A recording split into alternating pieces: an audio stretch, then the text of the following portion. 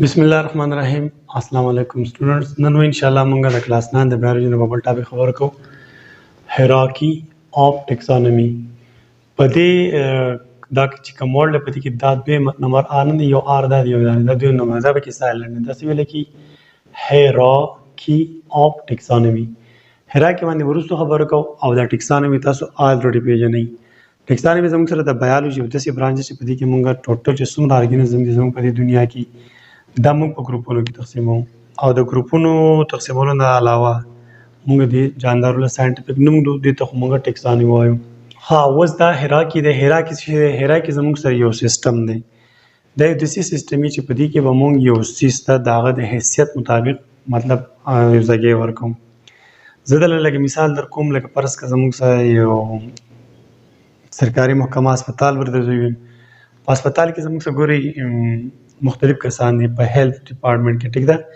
لکه بل پرس که زموږ سره موږ د اول مشوره کوو کلاس پوري د کلاس 4 نه بره بیا مختلف ټیکنیشنز دي medical technician, laboratory technician, anesthesia technician, dental technician دا بل لیول شو کلاس 4 بیا ټیکنیشنز بیا بس نرسز دا بل کټګری شو بیا بس ډاکټرز دي او ډاکټرز پس بیا ایم ایس دی دا مختلف یو سیستم دی په دې کې هر څړ د خپل رنګ ملاو دی خپل حیثیت ملاو دی دې ته مونږه هیراکی وایو نو چونکې دا مونږ بایولوژي وایو په بایولوژي کې مونږ کلاسیفیکیشن وایو کنه ټیکسانومی وایو نو په کلاسیفیکیشن کې چې کوم موږ جاندار تقسیمو په ګروپونو کې تقسیمو دغه ګروپونه موږ په یو خاص ترتیب کې ګورو this is called hierarchy of taxonomy اوس دا خبره یاد ساتئ په دې ټیکسانومی کې چې کوم ګروپ جوړي اورنه کوم ورکوټه ګروپ یا غاړ ګروپ که هر قسم ګروپ دی دغه ګروپ ته د نوم ورکړی دی د ټیکسان سنگولر دی او ټیکس زموږ جمع دی ټیکسا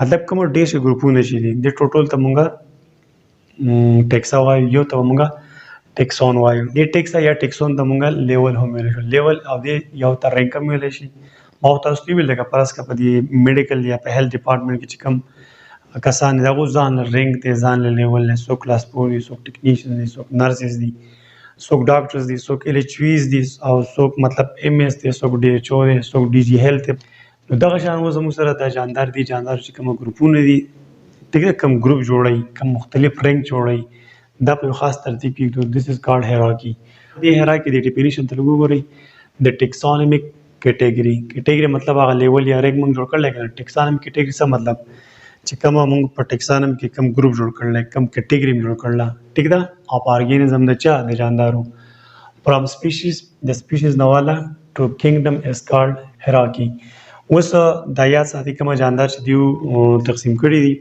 یا د کلاسیفیکیشن کوي دا سیستم اوله پیر چا پرپوز کړل دا هیراکی اف ټیکسانومی دا کیرولس لینیس د سیستم جوړ کړو د په 1707 کې پیدا شو پاټا 1778 کې دی بیا مړو بهرحال د چې اوس کوم ګروپونه جوړې مونږ به دا ګروپونه په اړه کې خبره کوم نو ما دا خبره کوله د چې کوم دا ټیکسا دی جمع یا ټیکسون یا لیول یا رینک ٹھیک ده دا د زموږ په لیډر پام کې مونږ لیډر اوس مونږ ته وایي اندر پایا بار چرته چې موږ کوم اندر پاګلو هغه ته موږ غږدو دلته سیاست دي زموږ چې کوم لیول دي یا مطلب کوم ګروپونه دي جاندارو هغه د مالیکلي پرس کته زموږ سره ورکوټ لیول نه ده ٹھیک ده دې ته موږ سپیشیز وایو د سپیشیز په دویم نمبر کوم لیول دی هغه ته موږ جینس وایو د به بیا کوم لیول یا ګروپ ته یا مطلب رینک ته یا لیول دی هغه ته موږ فیملی بیا پسې آرډر بیا پسې کلاس بیا پسې فایل بیا پسې کینګډم نو دا سپیشیز زموږ سره ټول ورکوټ لیول نه کلیر بیسیک یونټ دی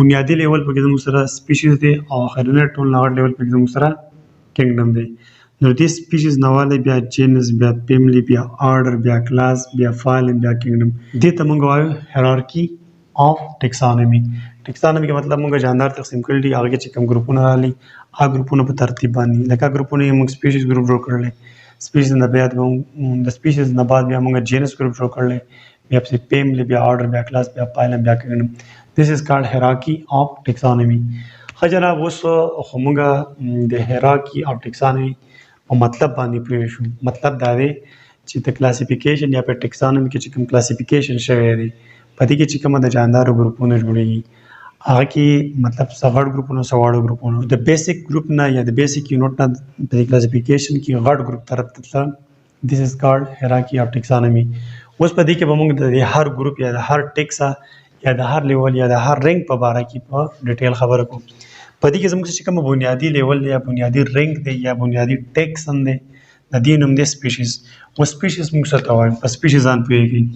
سپیشیز زموږ سره د ارګینزم یو داسې ګروپ دی، د جاندار یو داسې ګروپ دی چې په دې کې به ټول ارګینزم یو شان وي.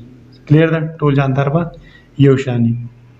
بیا په دې جاندارو کې میل او فیمیل به میلاویدی شي او د خپل ځان په شان به بچي پیدا کوي. لکه د سپیشیز مثال زموږ سره موږ به د انسانان واخلو. انسانان کې چې څومره نر ښځې دي، میل فیمیل دي، دا ټول یو سپیشیز کې راځي. نو په دې انسانانو کې بیا میل او فیمیل میلاویږي او د خپل ځان په شان بچي پیدا کولی شي. نو داسې ګروپ ته موږ سپیشیز وایو. بیا واورئ سپیشیز زموږ سره د جاندارو یو داسې ګروپ دی چې په دې ګروپ کې به دا ټول ارګینزم یو شان وي او بیا مطلب میل فیمیل به پکې که نه، نو میل او فیمیل به میلاویږي او د خپل ځان شان بچي به پیدا کوي. سپوز دا زما سره د انسانانو سپیشیز دی، ټیک ده، میل او فیمیل انسانان دي ډېر شي. په دې سپیشیز پسې بیا چې کومه دویم ګروپ جوړېږي، ټیک ده، یا دویمه پړوی، دا زموږ سره لکه لیډر دی. په دې پړوی کې زموږ سره اولنی پارټ کې سپیشیز شو، دویم چې کوم سټیپ دی یا پارټ کې هغه زموږ سره جینس دی. نو په دې جینس کې به اوس څه چلېږي؟ نو ګروپ آف ریلیټډ سپیشیز مطلب ریلیټډ سپیشیز، لکه فرض کړه دا اوس د انسانانو سپیشیز دی او دې څه مطلب موږ د شادوګانو سپیشیز بل دا واخلو، یا اوس فرض دا یو سپیشیز شو، دا بل سپیشیز شو، داسې بل دریم سپیشیز. دریم سپیشیز هغه د دوی سره لږ څه سیمیلریټي یا مشابهت څه لري. لکه انسانان خو ځانه سپیشیز دی، شادوګان ځانه سپیشیز دی، داسې بل دریم ځانه سپیشیز دی، څلورم بل ځانه سپیشیز. نو ریلیټډ سپیشیز چې راجمع شي مطلب چې د یو بل سره لږ ډېر سمې کوي، دوی چې کومه ګروپ جوړ کړي دې ته به بیا موږ څه وایو؟ دې ته به موږ جینس وایو. هغه ګروپ ته به څه وایو؟ جینس. ګروپ آف ریلیټډ سپیشیز، ریلیټډ سپیشیز دا دي، فرض کړه دا بل سپیشیز دی، فرض کړه دا بل سپیشیز دی، دا سپیشیز دا سپیشیز دا او دا څلورونه سپیشیز د یو بل سره سیمیلریټي څه سمې کوي. نو دوی چې کومه دا ګروپ جوړ کړو، دا چې کوم ګروپ جوړ کړو، دې ګروپ ته موږ څه وایو؟ دې ته موږ جینس وایو. هاو واز جینس پسې بیا زموږ سره فیملی دی که نه، نو د دې تعریف زموږ سره دی ګروپ آف ریلیټډ جینرا. اوس جینس زموږ سره سینګل دی، جینرا زموږ سره جمع ده، نو مطلب ډیفرنٹ جینرا. لکه فرض کړه زه به تاسو مثال درکړم، که فرض کړه دا یو جینس دی پلس دا بل جینس دی پلس دا بل جینس دی پلس دا بل جینس دی، د دې جینس د څه سره تعلق د سره سره سیمیلریټي د څلورونه جینس مطلب سره سره خصوصیت شیر کوي، یو شان دي. دا دوی چې کومه ګروپ جوړ کړي ته بیا موږ فیملی وایو. داسې بیا آرډر دی. نو آرډر ډیفینیشن به څنګه کوو؟ ګروپ آف ریلیټډ فیملیز. څه شی؟ فیملیز. ډېر شی فیملیز راجمع شي، لکه فرض کړه دا یو فیملی، دا بل فیملی، دا بل فیملی، دا بل فیملی. د دې فیملی د څه تعلق شته که نه؟ څلورونه فیملی تعلق لري، بل څه شته دوی چې کوم ګروپ جوړ کړلی دې ته موږ څه وایو؟ دې ته موږ آرډر وایو. آرډر پسې بیا زموږ سره کلاس دی، نو ګروپ آف ریلیټډ آرډرز. ټیک ده؟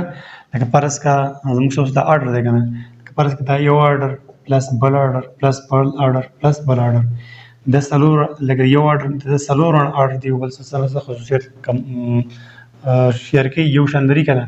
دوی چې دا کوم ګروپ جوړ کړی دی څلورو آرډرو، نو دې ته موږ کلاس وایو. د کلاس ډیفینیشن څه شو؟ ګروپ آف ریلیټډ آرډرز. بیا پسې زموږ سره پایلم دی که نه، نو ګروپ آف ریلیټډ کلاسز.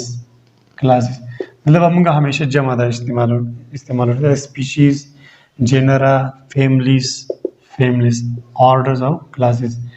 نو ډېر شي یو شان کلاسونه، لکه فرض کړه دا یو کلاس دی، دا بل کلاس دی، دا بل کلاس دی، دا بل کلاس دی. کلاسونه ډیفرنٹ کلاسونه دي، خو څه نه څه خصوصیت یو شان دي. چې کوم ګروپ جوړ کړلی دې ګروپ ته موږ څه وایو؟ دې ته موږ فایلم وایو. کلیر؟